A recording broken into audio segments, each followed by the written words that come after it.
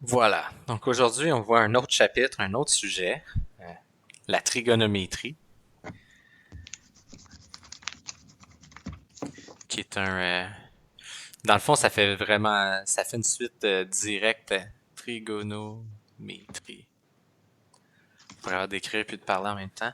Donc ça fait une suite directe à toutes les propriétés des triangles qu'on a appris hier ou qu'on a travaillé dans le chapitre 2. Oui, La, la trigonométrie, c'est basé sur des rapports trigonométriques. Euh, qui sont dans un triangle rectangle. Il y a aussi une version qui fait allusion à un cercle, puis à des angles dans un plan cartésien, mais ça, on voit pas ça dans ce cours-ci. Donc, c'est vraiment plus, nous, on se concentre sur le triangle qui est rectangle.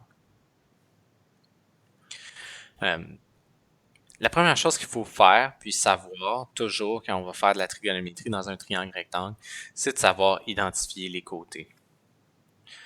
Le premier côté qu'on connaît très bien, c'est l'hypoténuse. Euh, on dit que c'est le côté le plus long. Le plus long. C'est celui aussi qui est opposé à l'angle droit.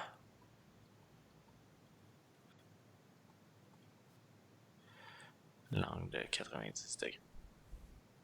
Donc, dans ce cas-ci, ça serait le côté BA, qui serait l'hypoténuse.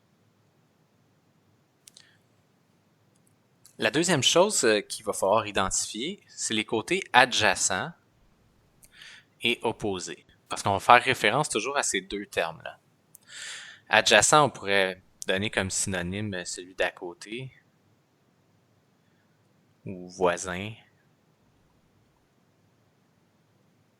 J'aurais pu mettre plus de place.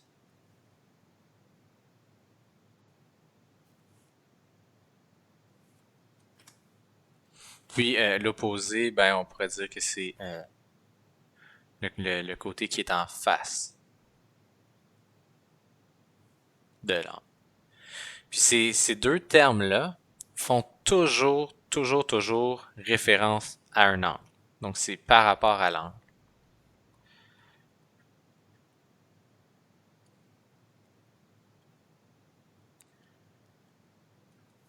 Puis c'est la même chose.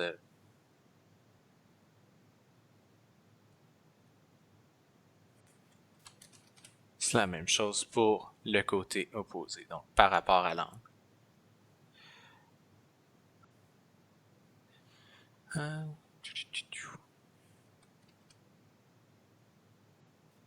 Bon, on va y arriver. Donc si, par exemple, on prend l'angle A ici, qu'on dit que un rapport trigonométrique met en relation le côté opposé à A et l'hypoténuse. Donc le côté qui est opposé à A, ça va être celui-ci, opposé de A. Puis le côté qui va être adjacent à A, c'est celui qui est à côté ou le voisin. Euh, Ça peut jamais être l'hypoténuse. L'hypoténuse reste toujours l'hypoténuse, elle changera jamais, peu importe quel angle on utilise.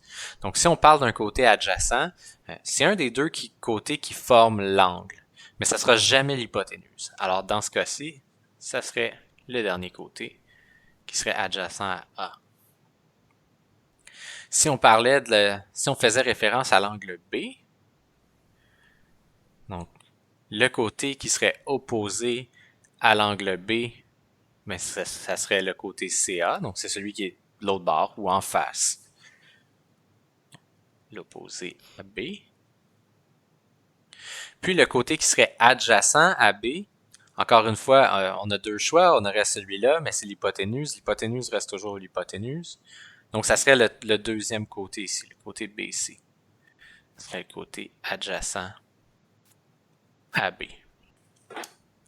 Ça, c'est un concept qui est bien important de comprendre parce que quand on va commencer à identifier les rapports, faut bien savoir quel côté est quel côté, sinon on n'arrivera jamais à la réponse. Donc, les rapports trigonométriques.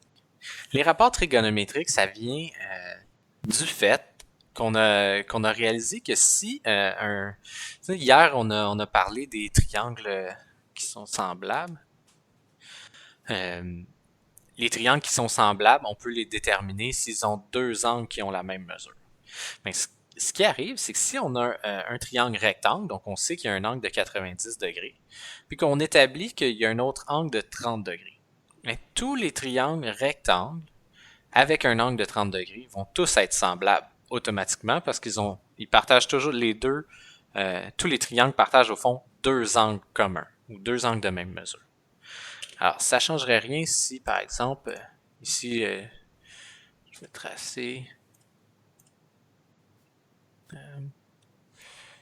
Si j'en traçais une autre ligne, qui était parallèle ici. Merci. On va y arriver. Bon, on ne veut pas. Mais disons que cette ligne-là était parallèle de façon à former un autre angle droit. On aurait un côté ici, je pourrais les appeler C', B'. Mais ce triangle-là, qui a un angle de 30 degrés et un angle de 90 degrés, est semblable au premier triangle, le triangle ACB, ABC. Puis ce qu'on sait, alors ce qu'on a découvert, c'est que si les triangles sont semblables, alors les côtés sont proportionnels. Et donc, les côtés vont toujours avoir la même mesure un par rapport à l'autre si le triangle a le même angle. Donc, ce qui arrive, c'est que, par exemple, avec un angle de 30 degrés, je peux dire que celui-là, le côté BC, va toujours être la moitié de l'hypoténuse. Donc, le BC va être la moitié du AC. Si je regarde le B', C', tu vois, on a perdu comme un petit bout ici, mais on a perdu un petit bout ici qui est pas mal 2 fois plus long. Donc, ça serait la même chose. Donc, celui-là serait la moitié de l'hypoténuse, qui serait l'hypoténuse de A à C'. Je pourrais refaire la même chose, je pourrais tracer une autre hauteur ici. Puis on obtiendrait le même ratio. Donc, on perdrait un petit côté ici, puis on perdrait le double ici. Alors, la relation resterait toujours la même. C'est basé là-dessus qu'on va établir des liens entre les triangles. Ou entre les mesures des côtés des triangles. Ce qu'on va voir, c'est qu'on va voir trois rapports différents. La façon qu'on va dire ça ici, si on a un angle de 30 degrés, c'est qu'on va dire que le sinus d'un angle, donc le sinus, en mathématiques, on note sin, de 30 degrés. Donc, en gros, ça veut dire si on a un angle de 30 degrés dans un triangle rectangle, alors on sait que le côté opposé, le rapport du côté opposé sur le rapport de l'hypoténuse, va toujours être le même. Dans ce cas-ci, égal à 1/2. Alors, ça, on va toujours l'écrire comme ça. On va écrire que le sinus d'un angle, de A par exemple, ou d'un angle, va être égal à la mesure du côté opposé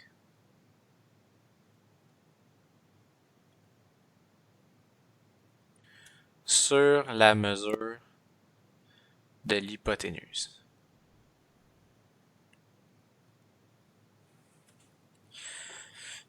Pour ce qui est du sinus, le résultat va toujours être entre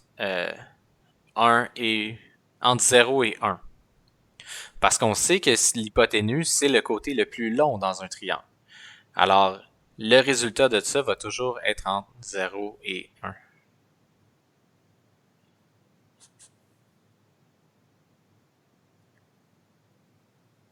Le deuxième rapport, c'est un peu le même principe. C'est un peu tassé.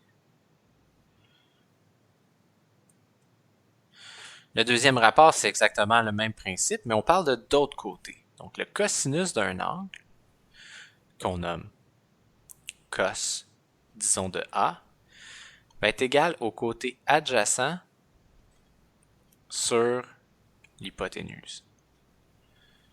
Donc, dans ce cas-ci, ça va être le côté, on a l'angle A, le côté adjacent va être celui-là ici, et l'hypoténuse reste toujours l'hypoténuse. Je vais le noter aussi. ici, que ça c'est l'opposé, et ça reste l'hypoténuse.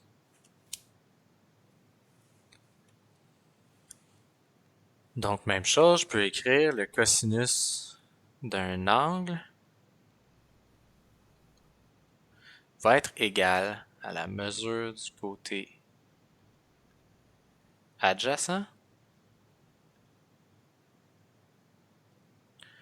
sur la mesure du côté de l'hypoténuse.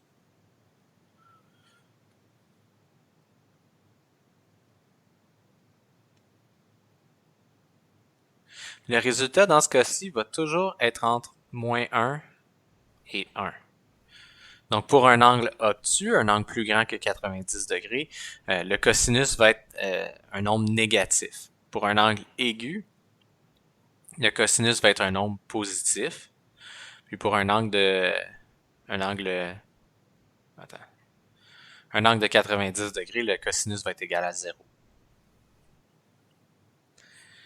Ici, pour les sinus, ce qui arrive, c'est qu'un le sinus d'un angle, le sinus de A, va être égal aussi au sinus de l'angle supplémentaire à A. Donc celui qui, additionné à A, donnerait 180. Va être égal au sinus de, on va l'écrire comme ça, 180 moins. Je vais y revenir dans 2 secondes sur cette idée-là. Parce que c'est important pour la loi des sinus. Le troisième rapport, c'est la tangente. La tangente qu'on écrit tan de A va être égale au côté opposé sur le côté adjacent. Donc ici, ça serait, comme on fait toujours référence au même angle, le côté opposé sur le côté adjacent.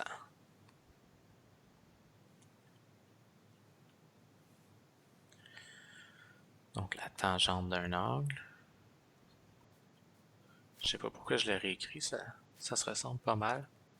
Va être égal à la mesure du côté opposé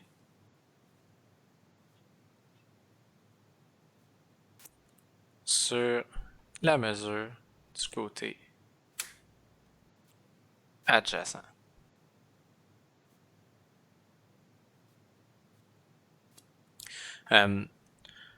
On peut pas utiliser la tangente, on va dire,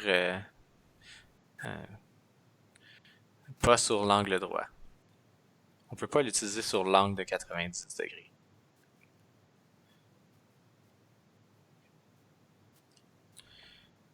Le cosinus non plus, parce que ça nous donne 0.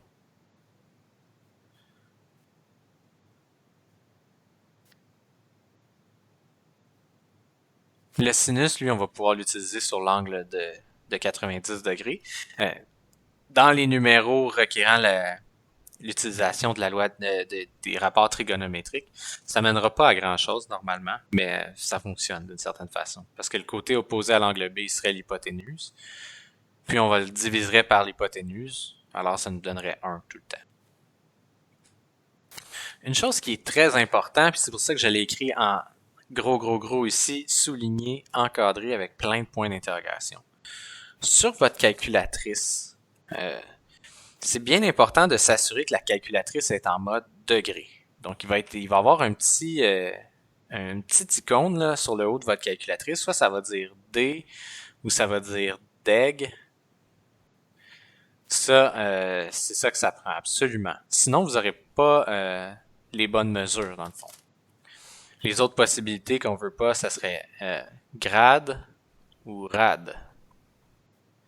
Si c'est écrit ça, il faut absolument s'assurer de remettre la calculatrice en mode degré. C'est quelque chose que je vous suggère de faire et de pratiquer avant l'examen. Quoique probablement que la surveillante, ça va être Lucie, serait capable de vous aider à remettre votre calculatrice en degré, mais c'est sûr que ça va être moins paniquant si vous êtes déjà capable de le faire. Donc on va faire 2 exemples de ce qu'on peut faire avec la loi des sinus. Pas avec la loi des sinus. excusez, avec les rapports trigonométriques. Les choses qu'on peut faire, c'est trouver une mesure de côté. Par exemple, j'ai un angle de 35 degrés, un côté qui mesure 5 cm, puis je cherche celui-là. Ah, il y a quelque chose que j'ai oublié de dire qui est bien important avant, mais je vais en parler après. Donc, si j'ai un angle de 35 degrés, le côté dont on me donne la mesure, c'est le côté adjacent. Le côté, je vais l'écrire, toujours écrire sur le triangle ses côtés, puis celui-là, c'est l'hypoténuse. Alors, je vais utiliser le rapport qui utilise le côté adjacent et l'hypoténuse. Ce rapport-là, c'est le cosinus. Donc, je vais dire que le cos de 35. La valeur du cos de 35, on peut le calculer juste en le faisant sur la calculatrice. Il y a un bouton cos. On écrit cos 35. Puis ça nous donne égal 0,8191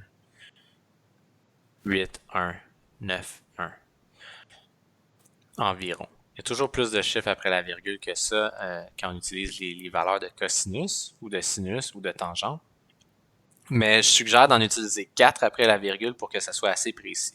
Sinon, il peut y avoir des erreurs d'avoir trop arrondi. Donc, le cosinus de 35 est égal à 0,8191.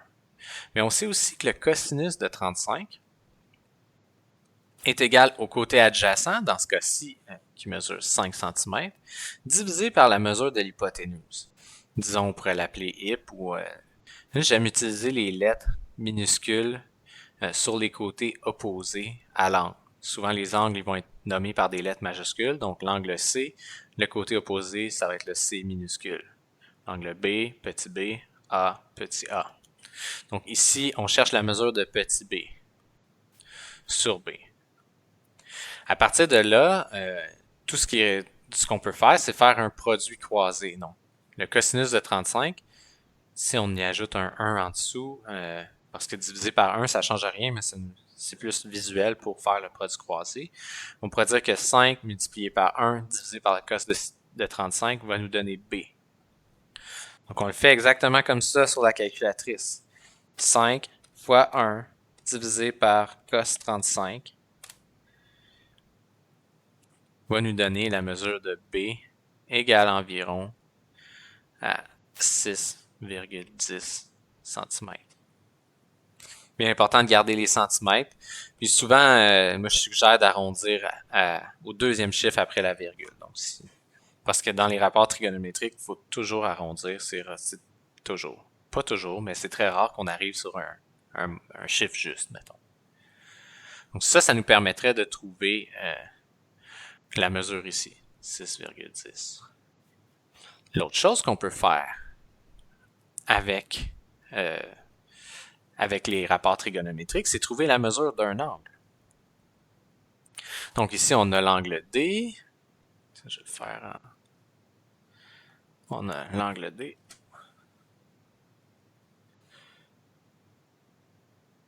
On connaît la mesure du côté opposé à l'angle D. Ici, on appelle l'opposé. On connaît la mesure du côté adjacent.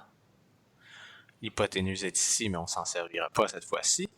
Donc, le rapport qui met en relation le côté opposé et le côté adjacent, ça serait la tangente. Donc, on peut dire que tan de D, on ne connaît pas sa valeur, va être égal à 48 sur 20. Donc, si on faisait le bouton tangente de l'angle, mais là, l'angle, on ne le connaît pas, on obtiendrait 48 sur 20. Alors, ce qu'on peut faire, c'est qu'on peut diviser 48 divisé par 20. Ça nous donne 2,4. Donc, tan de D est égal à 2,4. Si on veut retrouver l'angle à partir de ça, il faut utiliser la fonction tan moins 1. Donc, tan moins 1 de 2,4 va être égal à la mesure de l'angle D dans ce cas-ci.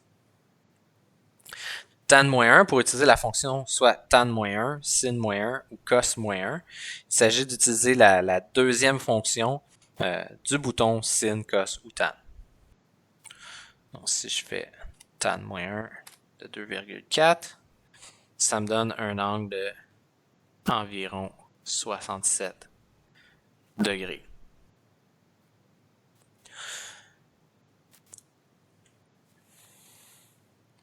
Donc, ce qu'on pourrait faire aussi directement sur la calculatrice, quand on a un rapport comme ça et qu'on cherche un angle, c'est qu'on ne serait même pas obligé de faire cette étape-là. On pourrait faire directement tan -1 parce qu'on cherche un angle, puis de mettre entre parenthèses sur la calculatrice 48 divisé par 20. Bien important d'utiliser les parenthèses, sinon ça ne fonctionne pas. Ça va nous donner directement la réponse, environ 67 degrés. Une des choses que j'ai oublié de parler, puis qui est très importante, c'est un truc pour se souvenir des rapports trigonométriques. Vous allez utiliser ça toujours, à chaque fois qu'on parle de rapport trigonométrique, on appelle ça le SOHCAHTOA. On écrit ça comme ça. SOHCAHTOA.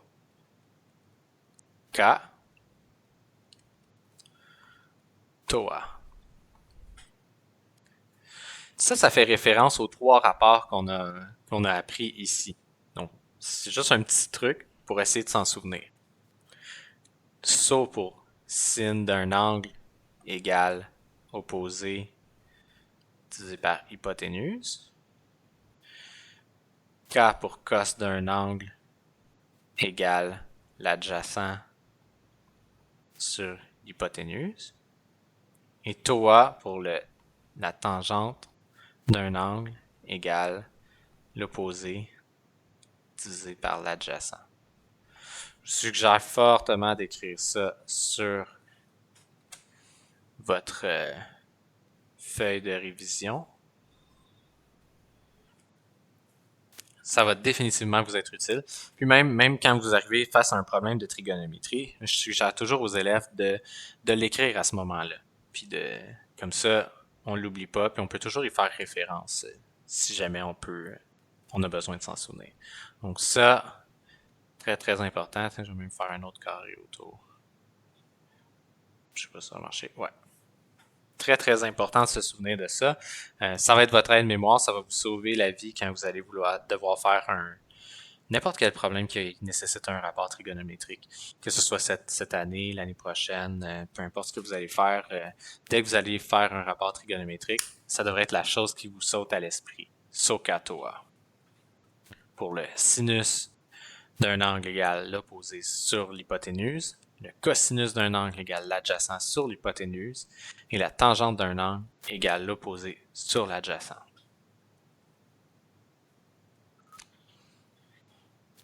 Ça fait pas beaucoup de pratique, mais c'est ça. On continue. La seconde chose qu'on doit apprendre dans le cours sur la trigonométrie, c'est la loi des sinus. Donc la loi des sinus, elle, on n'a pas besoin de l'appliquer dans un triangle rectangle. Les rapports trigonométriques, ça se passe juste dans des triangles rectangles. Je crois que j'aurais dû dire ici, avant même d'identifier les côtés, il faut se poser la question, est-ce un triangle rectangle? Si c'est pas un triangle rectangle, on peut pas utiliser ces rapports-là.